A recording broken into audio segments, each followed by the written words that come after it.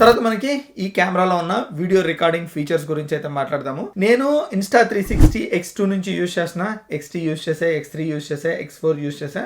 మన ఛానల్లో వీడియోస్ అయితే ఉంటాయి, ఒకసారి వెళ్ళి చూడండి. ఐ థింక్ Insta360 వాళ్ళు first time 8K video recording అయితే తీసుకొచ్చారు. సో దీని ఫుటేజ్ కూడా చాలా బాగుంది యాక్చువల్లీ. సో ఇప్పుడు మనకి ఇది 8K అప్ టు 30 FPS అయితే మీరు రికార్డ్ చేసుకోవచ్చు. ఒకవేళ మీరు వ్లాగింగ్ చేస్తుంటే కనుక one of the best feature. ఒకవేళ లేదు మీకు అంత 8K అవసరం లేదనుకున్నప్పుడు 5.7K ప్లస్ రికార్డింగ్ కూడా ఉందన్నమాట. అది వచ్చేటప్పటికి మనకి 30 FPS రికార్డ్ చేస్తుంది. ఒకవేళ మీరు 5.7K రెగ్యులర్ రికార్డ్ చేద్దాం అనుకుంటే అది 60 FPS అయితే రికార్డ్ చేస్తుంది.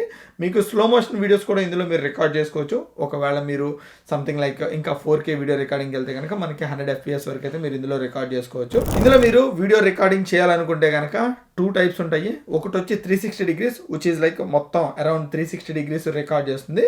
లేదా సింగిల్ లెన్స్ రికార్డింగ్, మీరు ఈ లెన్స్లో రికార్డ్ చేయాలనుకుంటున్నారా లేదా ఈ లెన్స్లో రికార్డ్ చేయాలనుకుంటున్నారా అన్న దాన్ని బేస్ చేసుకుని మీరైతే రికార్డింగ్ చేయొచ్చు.